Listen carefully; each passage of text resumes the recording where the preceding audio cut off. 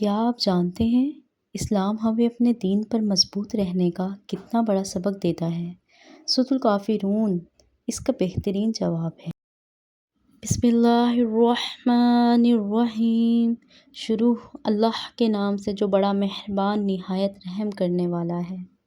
ترجمہ: کہہ دو اے کافرو، میں ان چیزوں کی عبادت نہیں کرتا جن کی تم عبادت کرتے ہو، اور نہ تم اس کی عبادت کرتے ہو جس کی میں عبادت کرتا ہوں، اور نہ میں ان کی عبادت کرنے والا ہوں جن کی تم عبادت کرتے ہو، اور نہ تم اس کی عبادت کرنے والے ہو جس کی میں عبادت کرتا ہوں۔ تمہارے لیے تمہارا دین اور میرے لیے میرا دین۔ تفسیر: یہ سورت مکہ مکرمہ میں اس وقت نازل ہوئی جب کفار مکہ نے نبی کریم صلی اللہ علیہ وآلہ وسلم کو ایک پیشکش دی۔ وہ چاہتے تھے کہ کچھ عرصہ آپ ان کے معبودوں کی عبادت کریں اور کچھ عرصہ وہ اللہ کی عبادت کریں، یعنی دین کو آپس میں ملا لیا جائے۔ اللہ تعالیٰ نے اس سورت کے ذریعے صاف اور دو ٹوک انداز میں اس پیشکش کو رد کر دیا۔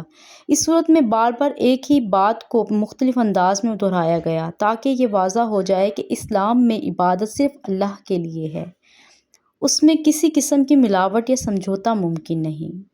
یہ تکرار ہمیں ایک اہم سبق دیتی ہے کہ ایمان کے معاملے میں ہمیں مکمل وضاحت اور مضبوطی اختیار کرنی چاہیے، نہ کہ کمزوری یا لچک دکھانی چاہیے جہاں اصول کا سوال ہو۔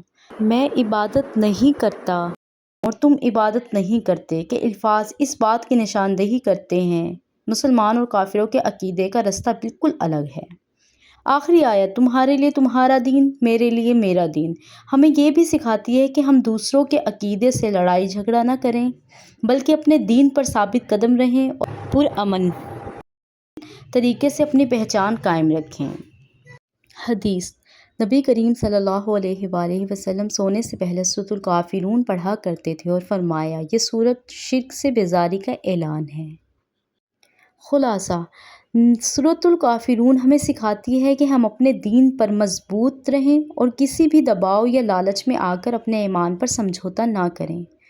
نصیحت: ہمیں چاہیے کہ ہم اپنی عبادت خالص اللہ کے لیے کریں، دوسروں کی خوشی کے لیے اپنے دین کو نہ بدلیں اور ہمیشہ حق پر قائم رہیں۔